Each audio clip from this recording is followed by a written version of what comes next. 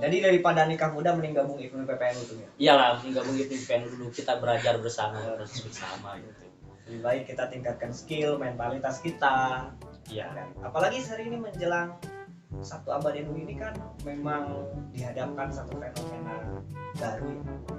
Saya pikir sih akan datang atau akan muncul kelas sosial baru lah, kelas teknologi gitu yang dapat mempengaruhi sosial masyarakat kita ya. Nah, memang apa yang tadi katakan saya cukup baca. Terakhir tuh masalah strategi ketum ke depan menyongsong satu abad ini, dalam apalagi tadi menghadapi fenomena nikah muda, juga fenomena banyaknya cerai muda, kemudian fenomena kenakalan remaja ya dari pacaran dan hal segala macam, kemudian juga tadi strategi ketum mengurus ini 32 PAC ini kan bukan hal yang gampang gitu ya, apalagi PR 10 PAC lagi yang belum terbentuk. Jadi strategi ketum ke depan itu seperti apa dengan batas masa khidmat yang sebentar lagi. Ya, yang pertama, mulai hari ini saya merumuskan bersama rekan-rekan di pimpinan cabang, baik IPMU maupun IPNU, bersama-sama dengan alumni yang nanti akan kita gagas silaturahmi alumni dengan pusat, bagaimana kita merumuskan program yang istilahnya berlangsung atau estafet. Pertama, kita bentangkan dulu apa yang menjadi tujuan IPMU IPNU ke depan. Contoh halnya misalkan menuju generasi emas IPMU dan IPNU 1954 atau 1945. Nah, dari sederet program-program jangka panjang ini, nah dari mulai sekarang juga kita rumuskan bareng-bareng bagaimana program yang sudah tersusun tersebut ini bisa dijalankan oleh kepengurusan atau periode-periode selanjutnya gitu. Jadi ada ketersambungan program gitu. Itu yang pertama. Yang kedua, ya kita menganalisis potensi-potensi anak muda hari ini, baik itu dari sisi potensinya juga gitu kan, terus dari sisi karakteristik anak muda hari ini kita harus tahu gitu. Soalnya kan yang namanya ngurus orang itu kan harus tahu kepribadian orang tersebut gitu kan, istilahnya kemauan dia mau kemana gitu kan, terus potensinya dia di mana dan sebagainya. Nah, hari ini kita bersama-sama menganalisis. Ketika sudah dianalisis, mungkin cara mengurusnya yang baik, saya selalu tekankan kepada rekan-rekan, esensi tujuan IPMU dan IPNU itu cuma satu, itu mengurus atau mengasuh lah, itu mengasuh seseorang, mengasuh anggota dan mengurus diri kita, mengasuh diri kita sendiri ya, mengasuh diri kita sendiri, juga mengasuh rekan-rekan yang menjadi anak asuh kita gitu di kepengurusan tingkatan yang di bawah kita. Bagaimana dengan mengurus dengan sabar, penuh apresiasi dan sebagainya gitu. Tanamkan juga spirit positif, baik itu dari sisi pemikiran, kita belajar untuk berbaik sangka, kita belajar untuk menanamkan istilahnya sifat-sifat yang positif gitu, saling support, saling memperbanyak apresiasi. Nah, mungkin itu yang bisa jadi salah satu mendorong untuk kemajuan suatu organisasi di tingkatan pelajar. Karena apa? Ya, jika dinamika organisasi pasti kan ada permasalahan. Nah, kalau kita menyebarkan istilahnya nuansa-nuansa negatif, itu kan akan lebih runyem gitu. Kita yang namanya ngurus aja udah capek, tambah lagi dipengaruhi oleh aura-aura negatif, obrolan-obrolan negatif atau doktrin-doktrin negatif yang bisa memperkeruh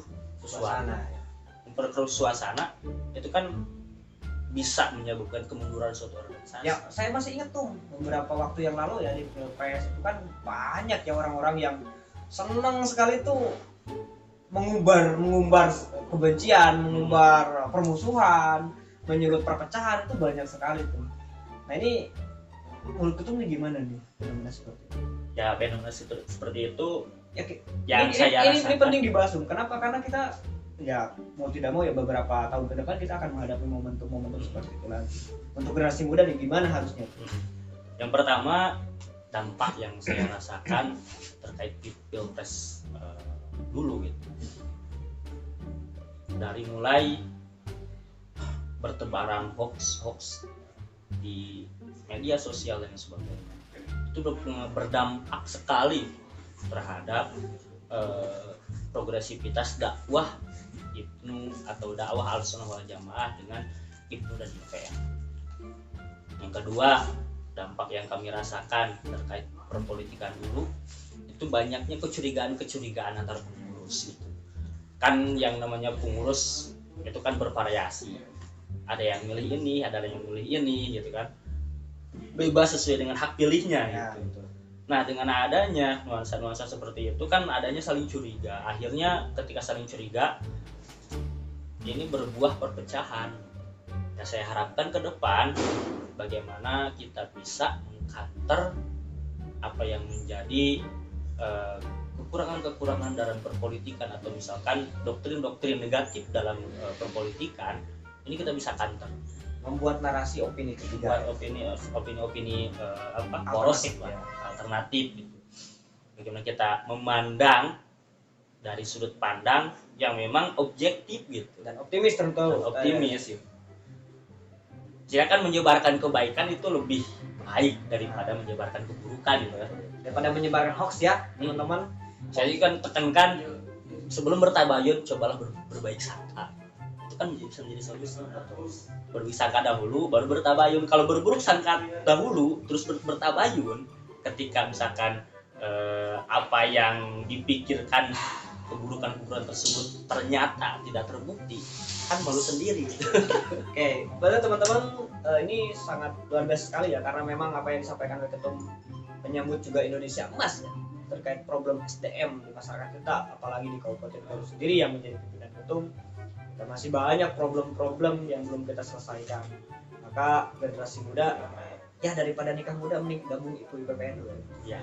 Satu lagi tuh terakhir sebelum kita akhiri ngobrol kita di kesempatan kali ini, mungkin Ketum bisa sedikit bercerita tentang program unggulan yang saat ini digarap oleh IPU IPPN. Program unggulan saat ini digarap intens oleh jajaran kepengurusan, yaitu kompak peningkatan SDM ya? Peningkatan SDM. Nah di program kompak ini ada beberapa sub-sub.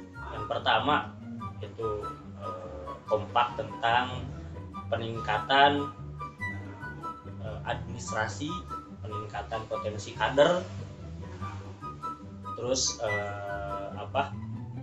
potensi-potensi organisasi yang ada di kecamatan-kecamatan. Dari program tersebut yang saat ini kita garap, yang menjadi program untuk pendistribusian kader, yaitu kompak kuliah.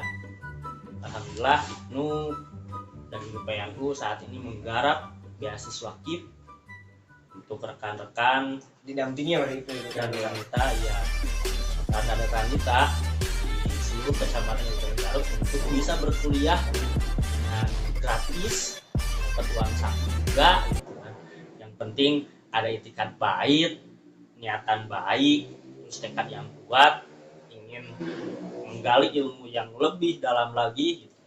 Berproses di universitas. Nah, mudah-mudahan kita arahkan ke universitas-universitas unggulan di Kabupaten Garut yang nantinya harapan kami ini menjadi sumber daya manusia baik di kepengurusan cabang IPNU IPPNU maupun di kepengurusan MU nantinya bisa dipakai baik itu tenaga dalam media center atau sebagainya, terutama wabil khusus ya umumnya untuk masyarakat luas ya. Mudah-mudahan apa yang dicanangkan oleh PC IPNU IPPN Kabupaten Garut, terutama PC IPNU Garut dalam peningkatan kapasitas SDM di Kabupaten Garut ini dapat menghasilkan dampak yang signifikan ya, untuk peningkatan potensi, peningkatan wilayah ya. cukup memang keterserapan angka pendidikan Kabupaten Garut ini cukup rendah. Intinya sih kepengurusan sekarang di periode saya yang jajaran kepengurusan masa khidmat 2022 ini, targetan kami itu memperbanyak infrastruktur gitu, baik itu infrastruktur organisasi, kaderisasi, terus infrastruktur pengembangan potensi, aktualisasi para pelajar. Dari mulai pertama kita pembentukan kepengurusan di seluruh kecamatan, terus yang kedua kita fasilitasi rekan-rekan dalam menjalankan roda organisasinya dengan modul-modul atau pedoman berorganisasi yang kita buat, yang tim PC IPNU buat nanti ke depan, supaya menjalankan roda organisasi ini lebih terarah, terukur dan terarah gitu. Terus infrastruktur dari segi pengembangan potensinya kita bekerja sama dengan Les Bumi dalam pengembangan seni musik Islami, itu kan ada tim hadroh. Terus dari sisi pengembangan akademisinya kita mengarahkan rekan-rekan untuk ikut program kompak kuliah. Yang selanjutnya kita garap media center sebagai wadah untuk berdakwah dan wadah mendakwahkan Aswaja via media sosial gitu. Yang selanjutnya kita garap aplikasi yang memang ini bisa dimanfaatkan atau bisa diakses untuk seluruh kader-kader IPNU, baik aplikasi tersebut dimanfaatkan untuk bertransaksi, untuk mengakses pendidikan dan lain sebagainya. Ini sedang kita rumuskan gitu. Oke, baik Tom, mantap sekali ya.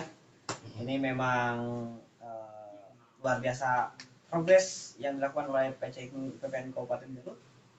Mudah-mudahan teman-teman IPNU IPPNU bisa terus semangat. Ya, tadi saya catat ya ada beberapa hal yang dilakukan IPNU IPPN Garut ini memang menjadi salah satu solusi atau problem solving dari pemerintahan. Ketika pemerintahan itu sedang fokus menggarap infrastruktur fisik, maka masyarakat ya terutama IPNU IPPNU Kabupaten Garut ini sedang fokus menggarap infrastruktur non fisik. Ya. Ini juga capaian hebat menurut saya. Oke teman-teman, baik, itu mungkin obrolan seru kita ya di kesempatan kali ini di akun di channel YouTube-nya Jarendi. Terakhir mungkin ada yang ingin disampaikan oleh Ketum untuk teman-teman, seluruh teman-teman baik kader-kader IPNU IPPNU, anggota IPNU IPPNU maupun teman-teman yang ada di luar sana tuh. Ya, kepada rekan dan rekan kita IPNU IPPNU di Kabupaten Garut, saya berpesan jika IPNU dan IPPNU adalah salah satu wadah yang bisa mendorong rekan-rekan kita untuk meraih cita-cita, maka bersungguh-sungguhlah, manfaatkan dengan baik. Dan juga saya berharap organisasi IPNU dan IPPNU ini bisa menjadi solusi untuk para pelajar. Gitu. Thank you Tom, sudah sukses selalu, dan setelah beres masa khidmatnya semoga segera dapat jodoh. Amin. Kita ketemu lagi di lain kesempatan. Jangan lupa untuk terus dukung channel ini. Jangan lupa like, subscribe, dan komen, dan share. Ketemu lagi di video berikutnya. Bye bye.